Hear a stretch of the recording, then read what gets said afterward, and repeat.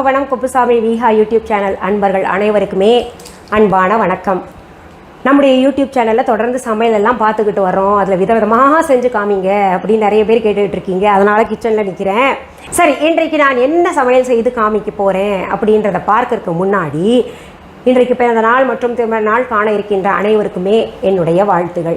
உங்களுடைய வாழ்க்கையில் நீங்கள் அனைத்து நலங்களும் வளங்களும் கிடைக்கப்பெற்று நீடூழி வாழணும்னு நான் இறைவன் கிட்ட பிரார்த்திக்கிறேன்.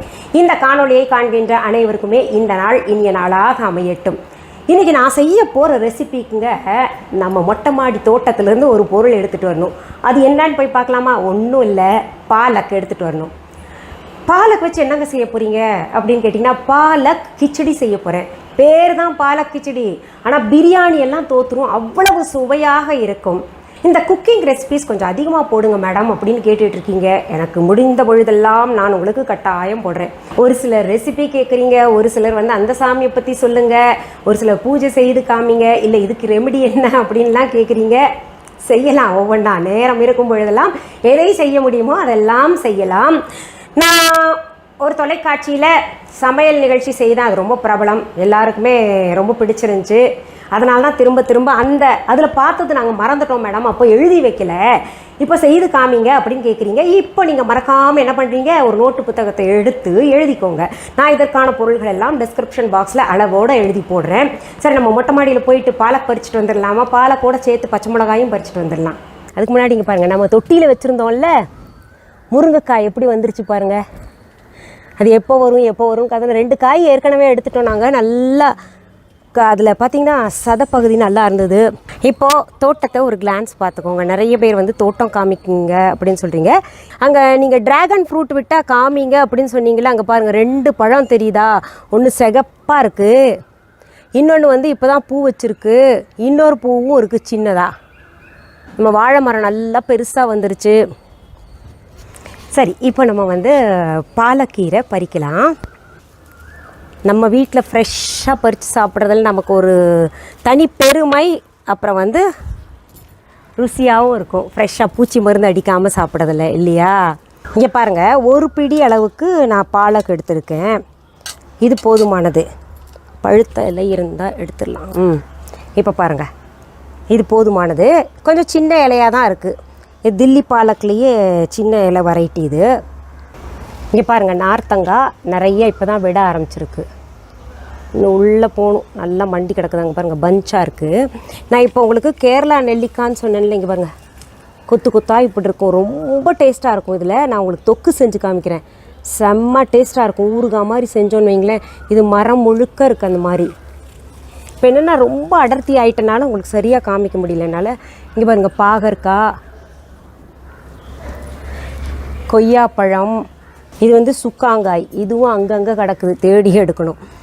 மறுபடியும் மாதுளை இப்போது நிறைய பஞ்சாக வர ஆரம்பிச்சிருந்துச்சுங்க. அடர்த்தி ஆயிடுச்சு நம்ம மொட்டை மாடி தோட்டமே. ஒரு ஆள் தான் நடக்க முடியுது, அந்தளவுக்கு இருக்கும். பாருங்கள், பிஞ்சு கத்திரிக்காய் நல்லா குப்பி இறங்கியிருக்கு. கத்திரிக்காய் அப்படி வாங்கினா தான் நல்லா டேஸ்ட்டாக இருக்கும். இங்கே ஒன்று ரோமியோ நவருங்க. நம்ம ரோமியோவை ரொம்ப நாளாக பார்க்கணும் நீங்களே. இங்கே பாருங்கள் எப்படி நிற்கிறாரு. ரொம்ப இங்கே பாருங்கள், ரம்மா இங்கே பாருடி செல்லம். 4 பச்சை மிளகா பறிச்சுக்கிறேன். அப்படியே நிறைய பழுத்து இருக்கும், ஆனால் பழுத்து இருந்தாலும் அது நான் பயன்படுத்திக்கிறேன், நல்லா இருக்கும் ருசியாக. நான் மொட்டை மாடியில் பறித்த பாலக் பாருங்கள், எடுத்துகிட்டு அலசி வச்சுருக்கேன். இதுக்காக நம்ம என்ன பண்ணோம், அப்படியே பயன்படுத்தக்கூடாது. எப்போவுமே இதை விட பிளான்ச் பண்ணி பயன்படுத்தணுன்னா ரொம்ப ரொம்ப நல்லது. இந்த குக்கிங்லேயே நிறைய ப்ரொஃபஷ்னலாக பண்ண வேண்டியது நிறையா இருக்குங்க. நம்ம இந்த திரும்ப இதில் புளிக்குழம்பு, காரக்குழம்பு, வத்தக்குழம்பு அதெல்லாம் அதுக்கு ப்ரொஃபஷ்னல் டச் வேண்டாம். ஆனால் அது ரெஸ்டாரண்ட் ஸ்டைல் அப்படின்னு போயிட்டோன்னா கொஞ்சம் ப்ரொஃபஷ்னல் டச் இருக்கணும். இதெல்லாம் ரெஸ்டாரண்ட்டில் பார்த்திங்கன்னா பயங்கர காஸ்ட்லி. ஆனால் நம்ம வீட்டில் செய்யும்போது ரொம்ப சுலபமாகவும் இருக்கும், ரொம்ப கம்மி விலையிலையும் செஞ்சிடலாம். இந்த பாலக் பிளான்ச் பண்ணுறதுக்காக, பிளான்ச்னா இது தண்ணியில் போட்டு எடுக்கணும், பக்குவப்படுத்துறது அப்படின்னு. அதுக்கு ஒரு பாத்திரத்தில் தண்ணி வச்சுருக்கேன், அது சூடாகிக்கிட்டு இருக்கு. சூடாயிடுச்சு அநேகமாக. நான் இதை அடுப்பை அணைச்சிடுறேன். சரி, அடுத்தது இப்போ என்ன பண்ணலான்னு பார்க்கலாம். அன்பான வாடிக்கையாளர்களே, உங்கள் விஹா ஸ்டோரில் பூஜை பொருட்கள், சிலைகள், ராசிக்கற்கள், வாஸ்து பொருட்கள், விதைகள், பாரம்பரிய அரிசி வகைகள், சிறுதானியங்கள், ஆர்கானிக் பொருட்கள், மூலிகை எண்ணெய், மளிகை பொருட்கள், மரச்செக்கு எண்ணெய், மரப்பொருட்கள், வெள்ளி ஆபரணங்கள், கிஃப்ட் ஆர்டிகல்ஸ், காட்டன் மற்றும் பட்டு புடவைகள், காட்டன் சுடிதார்கள், பட்டு பாவாடை, குழந்தைகளுக்கான விளையாட்டு பொருட்கள், ஹை குவாலிட்டி இமிடேஷன் நகைகள், வீட்டு உபயோக பொருட்கள், ஜூட் பேக்ஸ், ஹேண்ட்மேட் சோப்ஸ், அழகு சாதன பொருட்கள், சிறுதானிய பிஸ்கெட்டுகள், ஹோம் அப்ளையன்சஸ், இன்னும் பற்பல பொருட்கள் விற்பனைக்குள்ளது. விஹா ப்ராடக்ட்களை நீங்கள் வாங்க விரும்பினால் அது எங்களுடைய viha.online வெப்சைட் மற்றும் சென்னை ராஜா அண்ணாமலைபுரத்தில் உள்ள எங்கள் விஹா ஸ்டோரில் மட்டுமே கிடைக்கும் என்பதை தெரிவித்துக் கொள்கிறோம். வேறு எந்த ஆன்லைன் வெப்சைட்களிலும் விஹா ப்ராடக்ட்கள் விற்பனைக்கு கிடையாது என்பதை நீங்கள் கவனத்தில் கொள்ள வேண்டும். எங்கள் விஹா ஸ்டோரின் விலாசத்தை கண்டறிய கூகுள் மேப்ஸில் விஹா ஸ்டோர் என்று டைப் செய்தால் வழியை கண்டறியலாம். www.viha.online வெப்சைட்டிலும் விஹா ஸ்டோரின் அட்ரஸ் உள்ளது. அடுப்பில் வச்சுருக்கிற தண்ணி சூடாயிருச்சு. ரொம்ப கொதிக்க விடணும்னு அவசியம் இல்லை. பாருங்கள், இந்த மாதிரி சூடு பண்ணி எடுத்துக்கோங்க. அதில் இந்த பாலக்கீரையை போட்டுடலாம். அதில் லேசாக உப்பு போட்டுக்கோங்க. அந்த நிறம் மாறாமல் இருக்கிறதுக்கு இது செய்கிறோம் நம்ம. சும்மா ஒரு 2 நிமிஷம் இருக்கட்டும். இப்போது இதை எடுத்து வடிகட்டியில் போட்டுடலாம். அடுத்தது ஒரு குக்கர் எடுத்து பயத்தம்பருப்பு, இது 1/2 கப்பு போட்டோன்னா அரிசி 1 கப்பு போடணும். அது நீங்கள் அளவு பார்த்துக்கோங்க. அரிசி எது வேணால் நீங்கள் பயன்படுத்திக்கோங்க. ரெகுலராக என்ன பயன்படுத்துகிறீங்களோ அதை பயன்படுத்திக்கலாம்.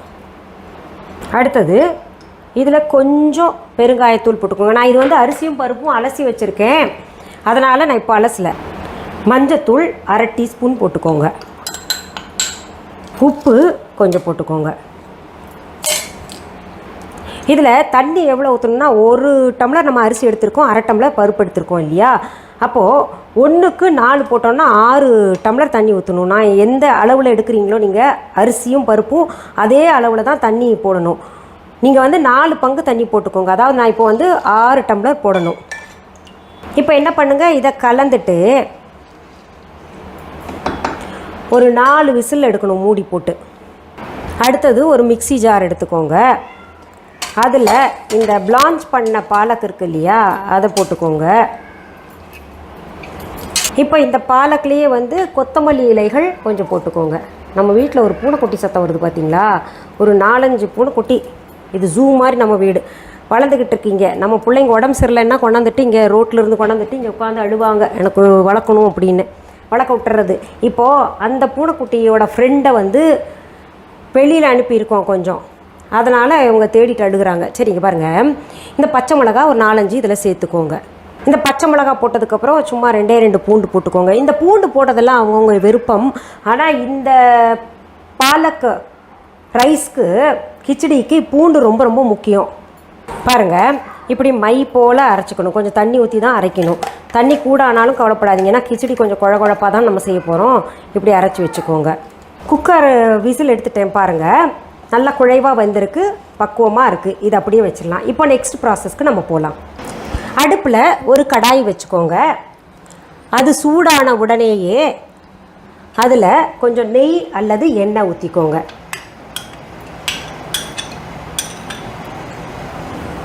ஒரு டேபிள் ஸ்பூன் போல் நான் நெய் விட்டுருக்கேன். நெய் கரைஞ்சி சூடாயிருச்சு. அதில் சீரகம் சேர்த்துக்கலாம். இதிலேயே பெருங்காயத்தூள் கொஞ்சம் போட்டுக்கோங்க. அடுத்தது பொடியாக நறுக்கின வெங்காயம் சேர்த்துக்கலாம்.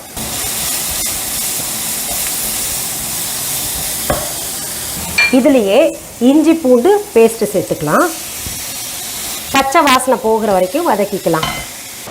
அடுத்தது இதில் அரைச்சி வச்ச தக்காளியை சேர்த்துக்கோங்க. இதையும் நல்லா வதக்கணும். இதில் மிளகாத்தூள் சேர்த்துக்கோங்க. அடுத்தது மல்லித்தூள் சேர்த்துக்கோங்க. அடுத்தது சீரகத்தூள் சேர்த்துக்கோங்க. அடுத்தது கரம் மசாலாவும் சேர்த்துக்கோங்க. இப்போது எல்லாத்தையும் நல்லா கலந்து விட்டு பக்குவமாக நம்ம கொண்டு வரணும். ரொம்ப தீய விடாமல் பார்த்துக்கோங்க. இதுலேயே இப்போ நம்ம அரைச்ச விழுதை சேர்த்துக்கலாம்.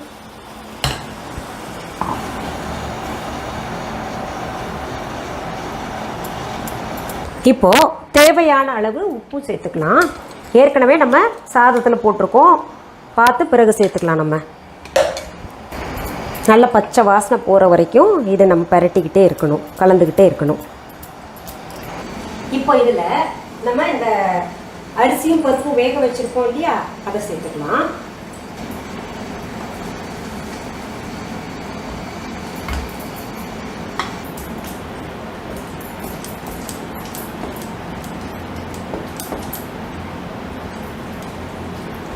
பாருங்க பக்குவமா இருக்கு. ஆடாடாடா மனம் வேற அப்படி கிளப்புது. என்னுடைய ஃபேவரேட் வேற இது. பாருங்க இந்த மாதிரி ஒரு ஃப்ளோ இருக்கணும். அதுக்கு முன்னாடி நம்ம இன்னொரு ப்ராசஸ் இருக்குது, தாளித்து அதில் கொட்டணும். அதுக்காக தாளிக்கிற கரண்டி நான் அடுப்பில் வச்சிடுறேன்.